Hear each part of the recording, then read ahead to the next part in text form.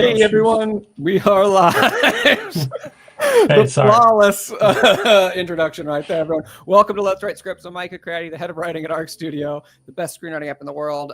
Link to check out Arc Studio in the description if you'd like to. Today, I am joined by a very special guest, Nicolas Curcio. He's a pro screenwriter, host of the Hollywood Hang podcast, and that screenwriting guy from TikTok. You may have watched some of his videos on social media. He answers a lot of questions, gives insights into the industry. Nick, thank you so much for joining us today. Thank you for having me. Sorry, my cat was eating my other cat's food. That's like, oh man, I know that's worth it. You have, how many cats do you guys have? Just the two?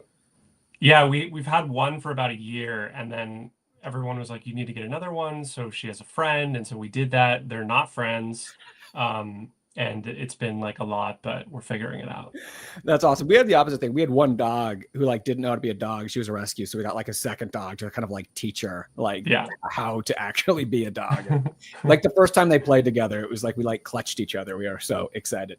But we digress, everyone. I want to welcome everyone joining us from all over the world. Let's Write Scripts. We're going to be doing timed writing sprints today and chatting about screenwriting. It's going to be a great time. Before we get into it, I want to know everyone where you are and what you're writing today. See people from already joining us from Oregon, from London, Jacksonville, Florida, Pamela, loving the cats. What are their names? Get a little more cat content here. What are your cats' names? Nick, can you hear me? Oh yeah, sorry. I thought you were asking Pamela. No, Pamela too. What are Pamela's names? What are your two cats? My cats are Cowboy and Donnie, and they're both girls. All right, cool. Yeah. All right, so like I said, if you're new, everyone in Let's Write Scripts, and you're like, what is this? It's a writing show, and it's a time for you to dedicate to your own writing. So we do 3 timed writing sprints. We do a 15-minute writing sprint. Then we take a break and chat about screenwriting, and Nick and I will answer some of your screenwriting questions from the chat. Then we'll do a 25-minute sprint. It's like kind of the good one. It's the Goldilocks one. You're warmed up but not too tired. Then we'll take another break, and then finally we'll do a last sprint at the end. So it's going to be a pretty good time. If you're feeling it, please like this video, hit subscribe, turn on all notifications. And then, of course, during the second break, for those of you that know, I'll be showing the sandwich of the week, which, for those of you that don't know, is just the best looking sandwich that I made that week. Like, I just love sandwiches and get very into it. So I'm going to show that.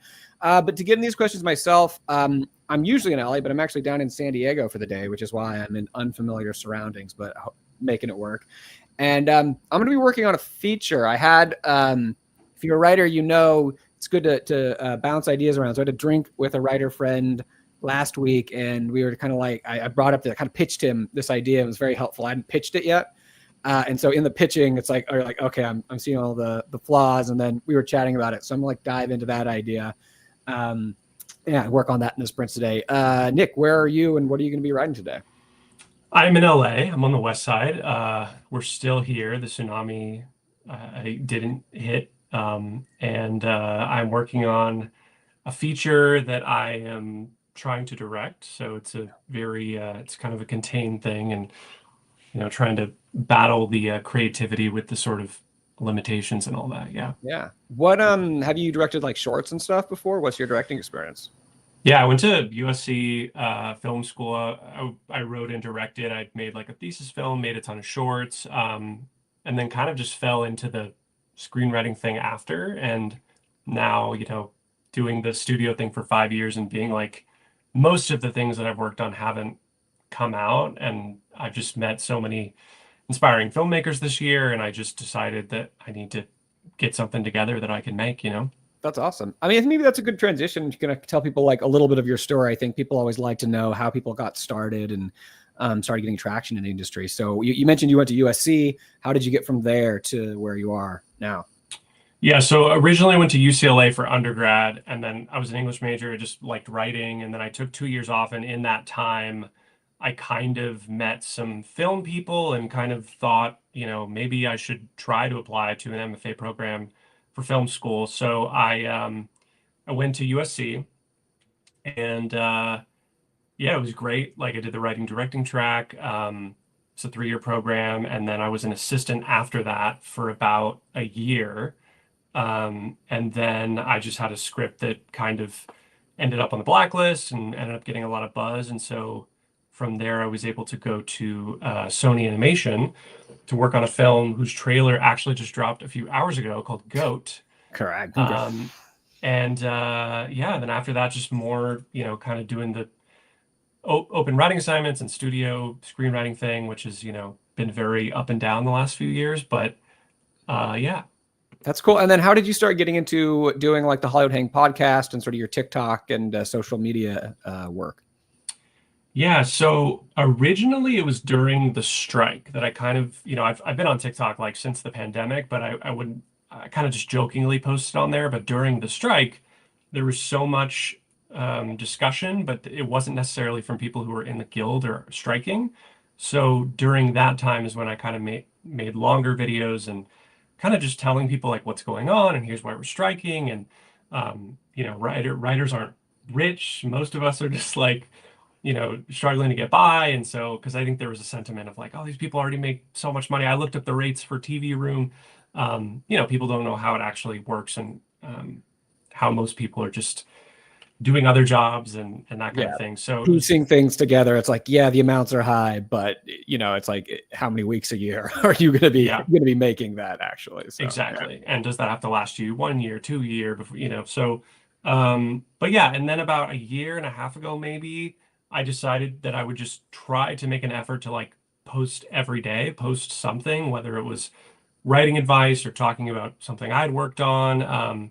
And that kind of evolved into also just talking about movies that I love, whether it's some really, micro budget movie that I want to plug or like Superman or something. And I try, I'm very positive because like often the stuff I end up talking about, like, somebody says, oh, I'm sending it to the producer or the director or something. So, you kind of, it's that balance of like, oh, I'm trying to work with these people and meet with them, but also, make videos and stuff. But yeah, and then that was how I met Tepper. We just met through TikTok. We'd kind of seen each other's videos. We both talk about industry stuff. And yeah, I think we just kind of wanted to figure out a way to do something together. And I think we did a TikTok live and somebody was like, you guys should do a podcast. And so, yeah, we started doing that and it's going good. It's definitely a lot of work. People say like, oh, podcast is a lot, and it is, especially if you do video, which is everybody does video now, but it's been great. I'm happy that people are finding it educational. Where's the best place for people to find the Hollywood Hang podcast if they want to check it out? The Hollywood Hang podcast, anywhere you find your podcasts, you'll be able to find it. I think most of our listeners are Apple Podcasts and Spotify, but it should be everywhere, and YouTube. That's awesome. Alexa wants to know your TikTok handle. My TikTok handle is at Nicolas Curcio Writer. And I think on Instagram, I'm just at Nicolas Curcio. Just my name. And there's Nicolas Curcio there for you. That's cool. On the strike, what were your lots? Like, what were your go-to areas? Where were you picketing? Paramount a lot, Disney a lot. Because at that time, I was actually in Burbank at that time. So Disney was the closest to me. But then it felt like the meetups where people always wanted to meet, to hang out, or also like, oh, little events, or like, we know there's going to be like a special drop off today. I feel like those were often at Paramount, but I missed the Weezer impromptu concert at Paramount, which I was so bummed about. No, that was the same. I was at Disney. We probably passed each other. But I loved Disney that it was exactly 1 mile around it. So like you knew exactly how much distance you traveled in a day. But no, my buddies that were going to Paramount, like, and Warner, like other spots, I feel like there are all the other things that were happening. And I'm like, wait, what? Like, I just walked around a while and then went home. There are all these other things. Flavor Flav, he kept showing up to bring stuff. Yeah. There you go. So Nick, we got people here from Oliver. We got Freak on a Leash was at the Weezer. Oh my God. Wow. Concert. There we go. We have people here from Puerto Rico, from Atlanta, New Mexico, Britain, all over, Hollywood, Massachusetts. A lot of aspiring screenwriters. And as someone who talks about screenwriting for a living, or at least for a passion on the social media, what is your top advice that you'd give to aspiring screenwriters? I think my top advice is just to not write scared and not write safe. I think that my entire brand, like the evolution of my brand and ethos and, the thesis statement of like all the stuff I make has kind of all been in response to people saying you should never do certain things. And as somebody who was, an assistant for a long time and I read a lot of scripts, I think what people don't understand is just like there is a stack of scripts that assistants, execs, producers, everybody has to read a stack of scripts.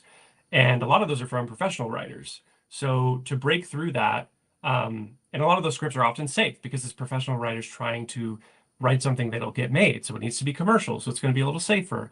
But I think when you're trying to break in, you have to write something very unsafe. Like the script that I had, this crazy blacklist script, it'll never get made, but it was like, oh, who is this person writing this like crazy script? So I think you kind of have to be a little loud at first, which goes against what people think, which is, oh, if I'm a new writer, I need to write something very safe because I'm not established yet and I'm not allowed to break the rules.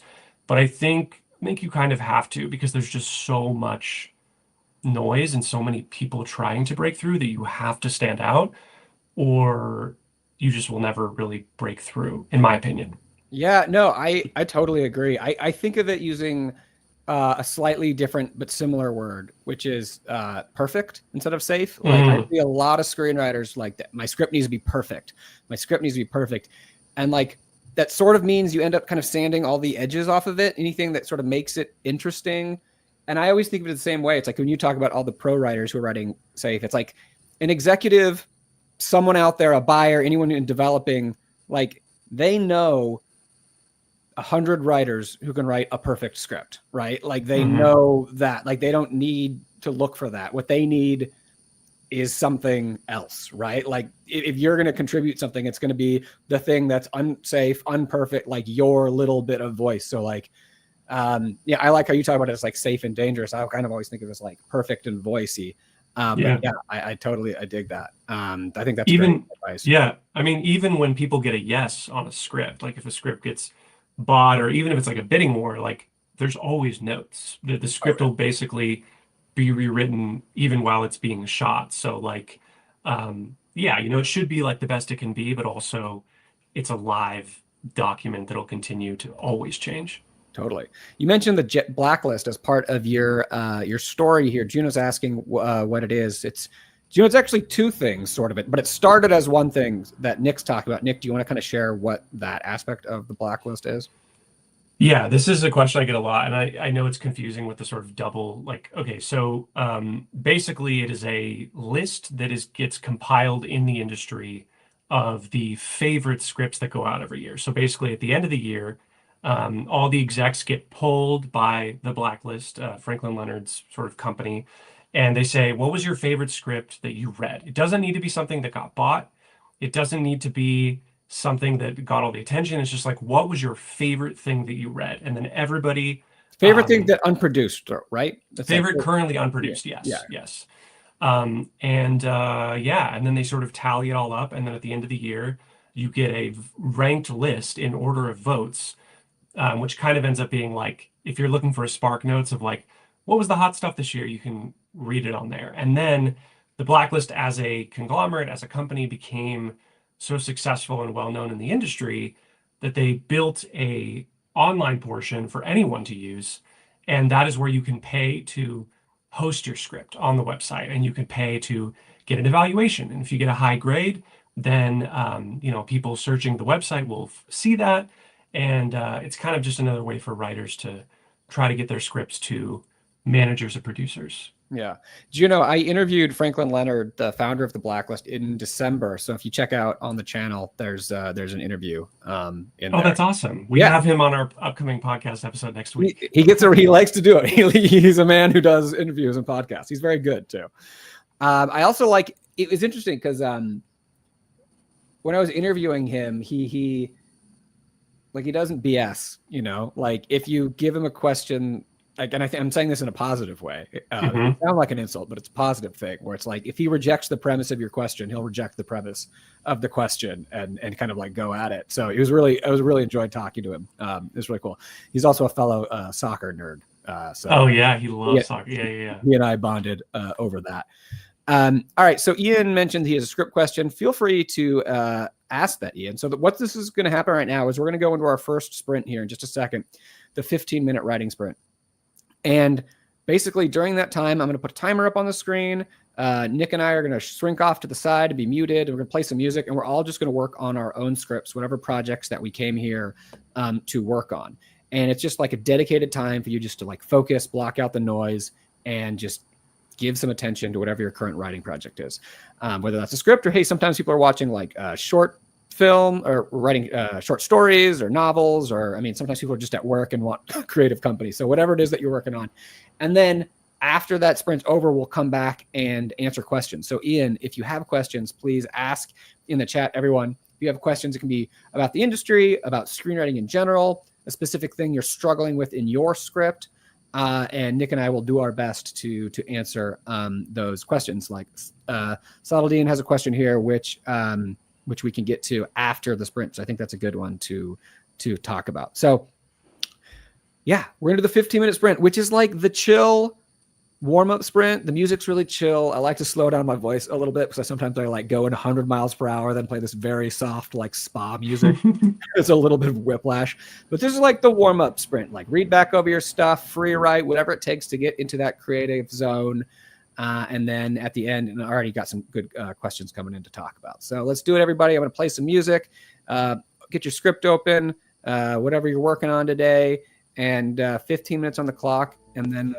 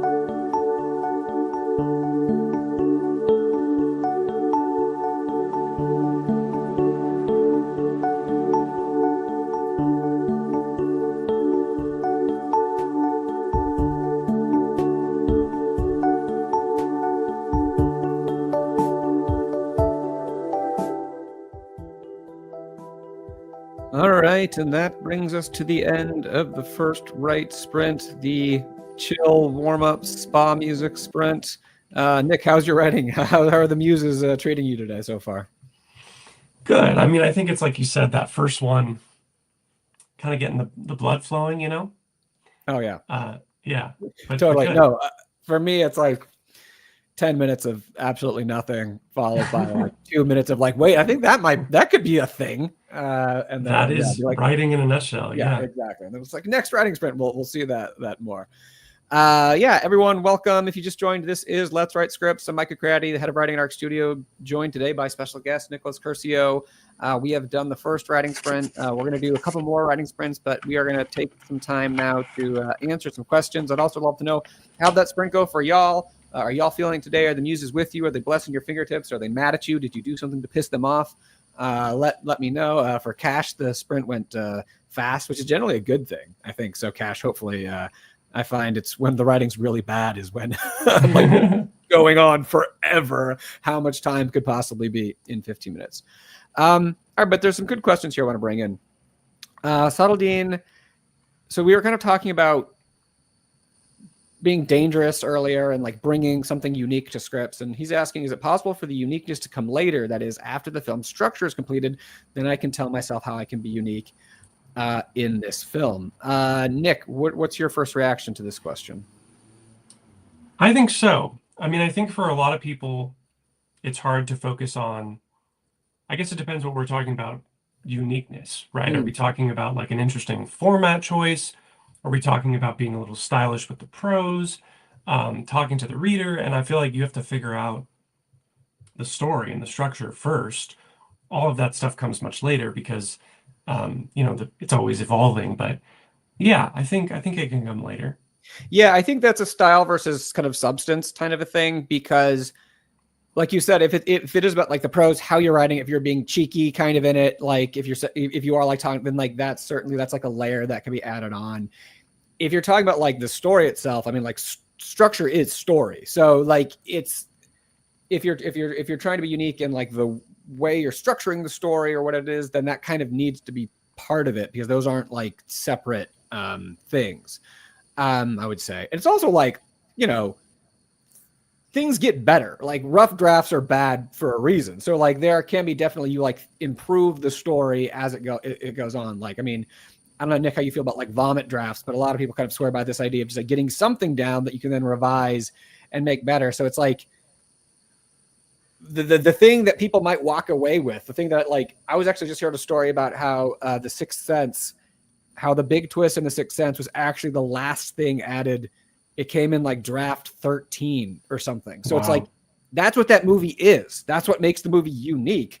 That's what everyone remembers it for, but it wasn't in the first like 12 or however many drafts of the movie. So like, yeah, I think you can constantly be like evolving it. But the perception is like, oh, it was genius. He knew it from the beginning. Yeah. And I also love how many things are just like accidents, or it's like there's some cool thing in the movie. It's like, yeah, on the day we couldn't get the other prop to work or something. And so we just kind of had to do this. Like necessity can kind of bring things out. Good question from Sai. Can you tell me how to organically bring out coherent scenes which connect to the essence of the story in a way where the parts, the scenes, don't contradict the whole? So having the scenes and the story work in concert together. I'll take a first stab at this. I mean, one thing I'd say is that like what the character wants generally is going to connect these things. So your story is often driven by like some goal that the character has, and in their scenes, they're still trying to get that goal. I always go back to like David Mamet's 3 questions. What does everyone want in the scene? What happens if they don't get it? And why now? And so like the scenes are they're the way how the character gets the thing. So like they're sort of intrinsically linked in that way. Nick, you got any insights on that connection? Yeah, no, I think for me, when I was first starting out, the biggest holdup was like I would think of scenes in terms of what happens in the scene, instead of like you should just look at the filter of the scene through the character, right? Because that's the important stuff. And I think that's why for me, like the Michael Arndt videos kind of helped me learn structure because he does everything through character. But I think when you're starting, you hear so many structures and formats that aren't talking about character, which is weird because it should always go back to character. Yeah. No, I think that's really true. If you're like trying to build your story from the outside, but you're like, I have to have my pinch point on page whatever, and I have to have this at this point, and then you're trying to like fit scenes into that, then it really could be incoherent. But like if you're led by the character the whole time and like what they want and what's happening to them, then it's going to like be much more organic. Kind of a similar question from Ian. I have plot points for my script, but I'm struggling to fill in the rest without it feeling forced or filler. How do I fix this? So individual kind of big things maybe that he knows are going to happen, but like trouble connecting them. I feel like sometimes there's two versions. Sometimes it's just like it's not coming, and like maybe a year from now, all of a sudden everything clicks. But I think sometimes the idea just isn't big enough to fill a movie. Like I've had tons of ideas where I'm like, I don't know that nothing's coming to me. Like I know these couple pieces, but like that could be a skit or a trailer, but I don't know that there's enough meat there. And I think if that happens for long enough, maybe the idea isn't big enough to sustain a whole movie. But other times I'm like months later, a year later, everything clicks. Yeah, I mean, I think I love that kind of that like that from a big picture perspective. I will throw in just kind of from like a nuts and bolts perspective. The like the kind of looking at causality, like if you have these individual points that they're not connecting, they may like not be for a reason. They'd be like this thing happens, but like usually things happen because of what preceded them, right? So the South Park guys have that famous video where they talk about but and stuff. And I always like to think of like but and therefore. So like something happens, but this complication happens. Therefore, this third things happen. So like complications and consequences. So like that's a way where you can link kind of your plot points together in a way that it feels organic and not forced. So yeah, another approach. Leaving sort of craft for a little bit here, an AI question. Oh, How boy. do you feel about using AI for feedback on screenplays? So specifically feedback. ChatGPT has an option of turning off training mode for the model. Okay, so you're saying it's not going to train the model. You're just getting feedback from it. I have a very specific answer, I would say, to this. Nick, do you have a thought on using AI for feedback? I personally wouldn't do it. I mean, I know that it's kind of already too late, and like there are hundreds and thousands of screenplays that have already been fed through those systems. But I still, and by the way, I think studios are doing this as well. I think like the moment those scripts come in, so if I'm not using it, the studio might put it in right away when we go out with the script. So it's like, I don't think there's any escaping it. Do I think that the algorithm can understand like the artful side of like why they made this choice and what makes a script emotional and human and good? No. And I've also been asked by many of these AI, like there's a bunch of kind of like blacklist, but AI startups now. And they're like, oh, will you plug this thing? And I'm like, no, I'm not going to like tell people to upload their scripts to your thing. But I don't know. It's yeah. Yeah, I mean, I think for me, what you said about the emotional aspect, like when we're writing, like this is emotional work that we're doing. Like it's not, I mean, we use logic in the writing, but like what you're trying to do is basically provoke different emotional responses from the audience. You're trying to scare them, make them fall in love, romantic, make them laugh, make them be intrigued, all these things.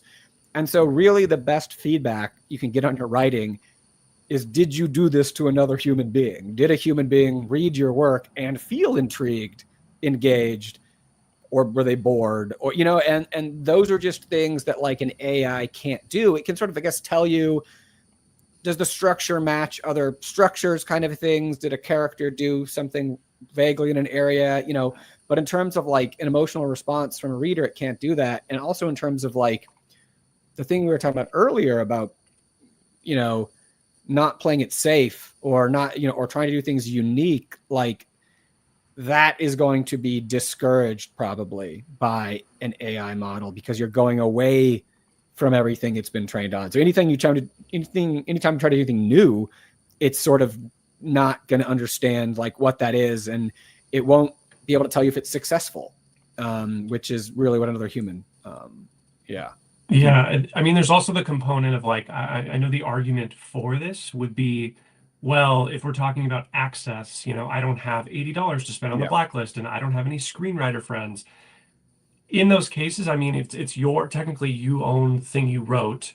I don't know what the legality is that happens once you put that into the system, but I understand that argument because I never want to say, oh yeah, you have to do these things that cost money because a blacklist evaluation is expensive. You have to host the script, competitions you even have to pay. So I understand the argument for it from an access level. Yeah.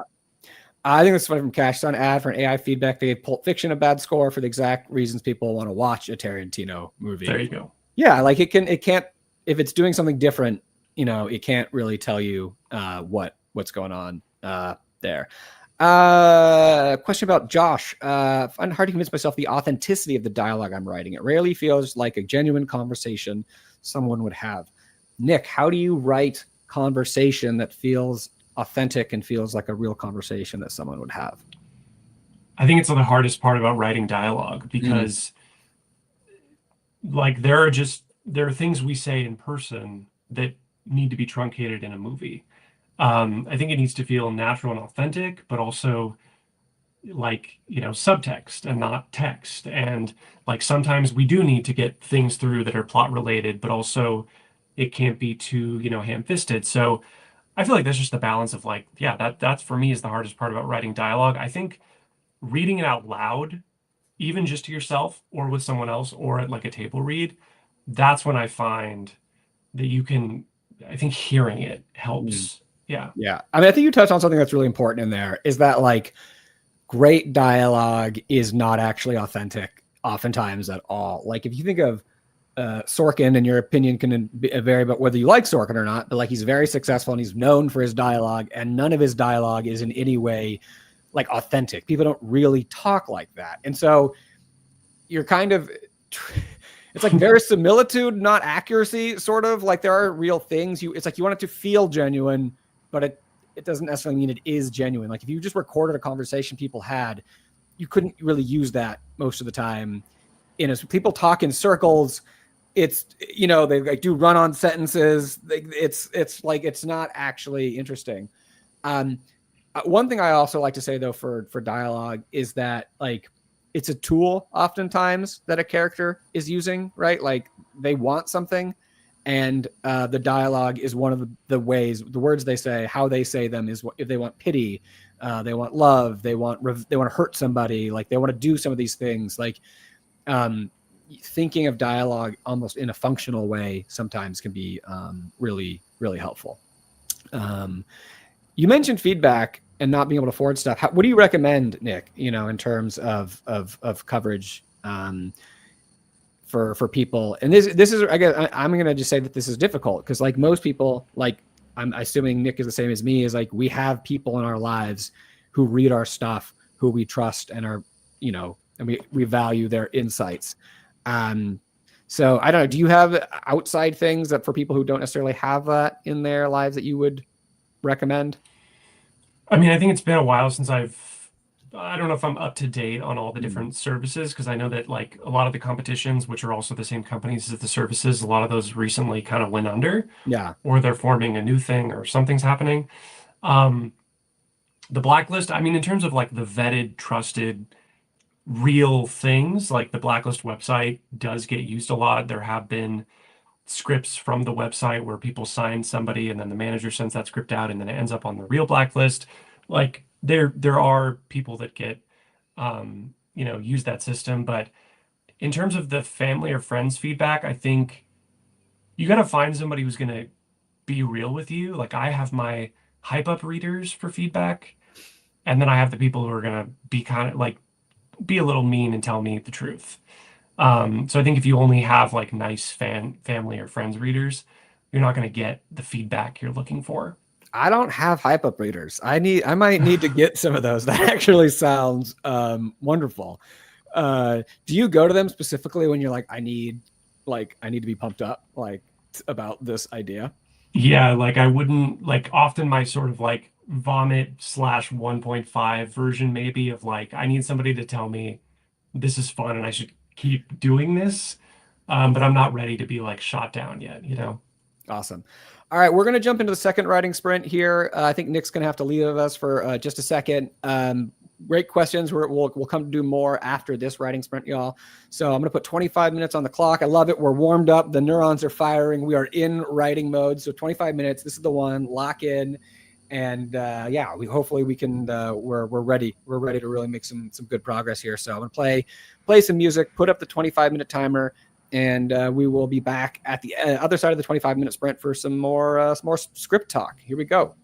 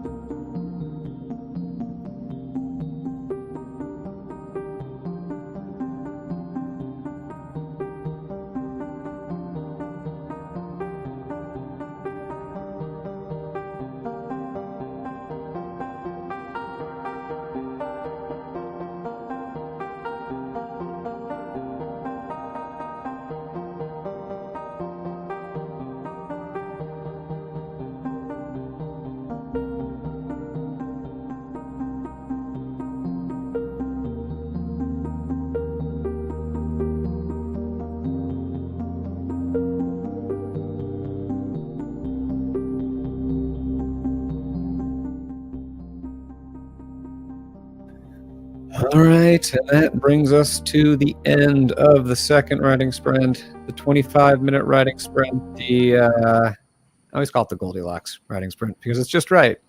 Welcome to everyone who joined during that writing sprint. This is Let's Write Scripts. That's the second of 3 writing sprints that we're doing. Nick, how was that writing sprint for you? How was the writing sprint for everyone in the comments? Let me know. Did the muses show up? Did they abandon you? How are you feeling there, Nick?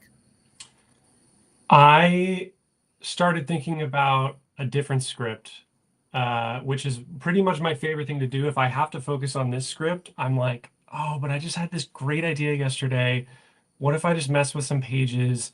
What if I just put some thoughts down? Because the next thing is always more exciting. The grass is greener.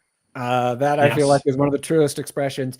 How often do you give into that? And how often do you stop yourself from going to the greener grass and just being like, no, this is the thing I'm doing right now? I think it depends, like how many deadlines I have. I'll often, like you have certain things that you're working on a treatment, and then you might have like a draft of something that you're waiting on notes on, and then you might be pitching something. So I think it all just depends on like how badly am I procrastinating? What is due when? Is the pitch tomorrow? I should start on that. Yeah, no, that makes sense. It was good for me. I was kind of bouncing around all over the place, and then I just like had one weird, crazy idea that I just think I might love. That it's like I don't understand fully how it works or if it makes sense, but there's like an image that I'm just like, this. There's heat here. There's something here. I need to like figure out like what this is, if this is it, or it's something like this. And so that's one of the things I always talk about. It's funny. It's like people on Let's Write Scripts can tell how my writing is going just by like, do I start giggling like at some point, just like face light up and be like, oh, that's a great idea. And then I get like very excited on it. Let's go to some more questions. Oh, a couple of quick announcements first, by the way. Let's Write Scripts is every week, Wednesdays at 1 p.m. Pacific.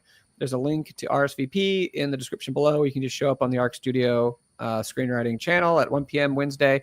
Nick won't be here next week, but I will. And I ain't bad myself. So please show up next week. We do this. It's great. It's a great part of your writing practice to have this. So I will say that. Also, on the ARC Studio channel, on Monday, I dropped a new video about 8 screenwriting lessons from There Will Be Blood, which I really had fun putting together. It's a movie that often you think of the cinematography and the acting, but I rewatched it recently and I was just really struck by some of the things that were going on in the story and that were really fueling some of the performances and stuff and lessons you could take. So check that out. And next week on Monday, I'm dropping a video on kind of how to make the audience fall in love with a movie using The Princess Bride as an example. So that'll be dropping on Monday. So check that all out. And you can remember to subscribe and turn on all notifications if you want that stuff. So, all right, enough with that stuff. Let's do some more screenwriting questions. Serena has a deep and multi-part question. I want to write horror. When an idea comes to my head, I write it down, but I'm fearful of writing. Is it different enough? Is it readable or even watchable? How can I make the experience of writing fun? So Nick, there's a lot going on in this script. Yeah. Is there a part of it that jumps out first that you wanna tackle? I think the part that sticks out to me is it different enough? Because this is also what I find the hardest balance to achieve when you're trying to write like commercial scripts and you're trying to sell scripts is like they won't necessarily buy something unless it's somewhat reminiscent of another successful thing. But if it's too reminiscent or it's too generic or not fresh enough, then it's like, oh, we've already seen this before. And I think, especially in the creative process, like my managers are always saying, whether it's an idea or like how to approach a scene, it's like, give me the version I've never seen before. But if your movie is too much, we've never seen that before, then it doesn't work. So it's like finding that balance is, I struggle with it every day. No, that's funny because the thing I'm working on right now is I'll just say it's a bank robbery movie. And there's been there's been a lot of bank robbery movies. So it's that same thing of like, okay, how can I tap into this form that we know and is comfortable and like, we like it works. It's been shown to be successful in the past, but like, what is the thing that's different? Like the hook on this one kind of, which that's the thing I got excited about as I was writing, is I had some maybe way into it, some image that like, oh, that's a different thing. So yeah, finding that balance can be tough. Another thing that stuck out to me is how can I make the experience of writing fun? Because it's sometimes you can't. Like it's if you figure it out, let me know. no.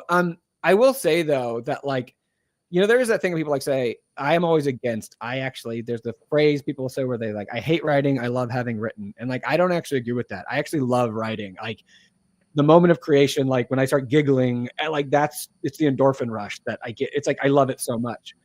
But I will say that like falling in love with the process of writing is like kind of what helps make it sustainable in the long term. If you like find, Serena, like what in the process do you love?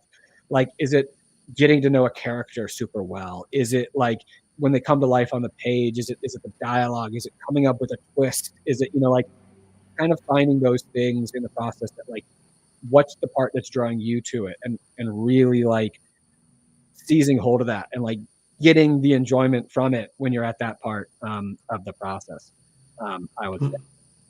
And I also want to say on the, is it good enough for something? Is it readable? Is it watchable? Like we talked about earlier that like things get better over time. So try not to worry about that. Like your first draft probably isn't good enough. Like, and that's fine. It's not supposed to, that's not because of you or anything. It's just because like, that's what first drafts are. So if you can become okay with writing something bad, then you can allow yourself to get to writing something good. Yeah. Nick, how do you deal with that fear of, you know, is this good enough? Do I have it yet? Sometimes I just need to take a break. Sometimes I need a couple days off of a certain script. Sometimes it's those hype up readers. But yeah, I mean, I feel like a lot of these questions, I think all the like Aaron Sorkin probably relates to all of this. Like Yeah. it never really gets easier in that way, you know? Totally. Let's do a little switch up the speed, a little technical question. How is it written when a scene cuts back and forth between characters during their conversation? Greg, I'm assuming this is like when they're in different, like a phone conversation, when they're in different locations. That's what I'm going to just interpret this question as. And I will say that that's where you can use an intercut. So basically you can have like, let's say someone's at home, you can have one scene, interior, house, day, blah, blah, blah. Someone talks on the phone. And then there's different ways of doing it. You can then just like, they can be like, hello. And then you could have another scene that's like exterior park. And then so blah, blah, blah. Hey man, how's it going? And then intercut. Or you could have the first scene and then intercut with the second scene heading. And then you can just write their dialogue basically back and forth. And it's known that you're like, we're cutting back between these things. So intercut or intercut with, I think. Nick, how would you do it? One of those ways or a different way?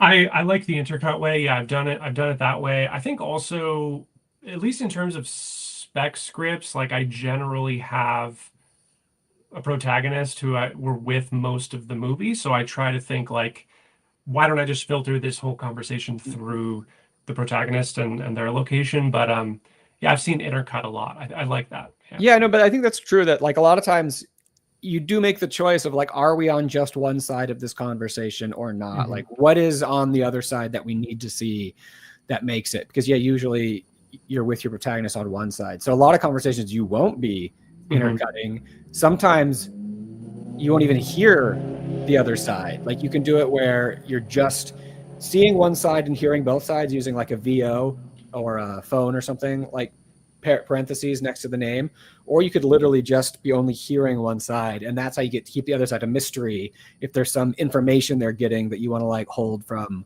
the audience. I feel like if the conversation is really tense or contentious, then that's when you do that. Like I just thought of the Paul Thomas Anderson Punch Drunk Love sequence with like Philip Seymour Hoffman yelling on the phone and then Adam Sandler's on the other line. Yeah. You want to see both those people yelling at each other, you know? Yeah. No, that's great. That's awesome.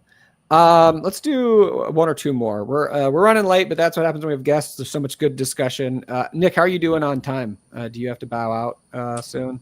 2:30-ish. Okay. All right. Yeah. So we'll do a little more, and then Nick's gonna have to head out, and then we'll do our last sprint solo, where Nick can drop out when he needs to. I'll be there in spirit. Yes, always.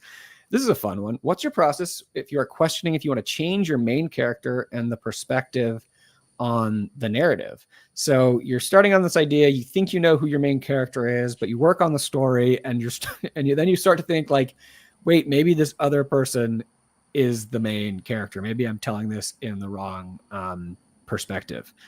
I think that's really interesting. That's something I've dealt with before. Nick, have you gone through this? Yeah, I feel like for whatever reason, I think this happens especially in my writers group all the time.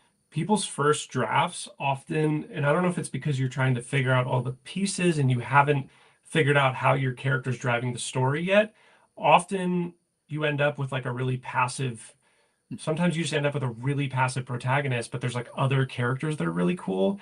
And in my writing group, that's where that's happened, where people are like, this person's way more interesting and they're doing way more. And I think sometimes it's like, okay, I need to fix the main character, make them more proactive. Or sometimes, yeah, you might just have you might be centering the story on the wrong person. I had a thing recently where it's a thing I'm still kind of working on, but basically I kind of realized that there were these characters, there's like a group of friends, and they were going to be kind of the protagonists. And then I'm like, wait, these guys are actually the antagonists. Like, and some of that comes down to with just like, whose story are we following? And I realized the person that was sort of against them, it was actually their story. So like, they're still in the movie and they play an important part, but like, it's not their story. So it is interesting. You're like, okay, maybe these people are an antagonist and they have a different role, kind of. Here's something really interesting. The other night I watched Now You See Me, which I hadn't seen since it came out in theaters. And I was like, oh, I want to rewatch these two movies so I can see the third one.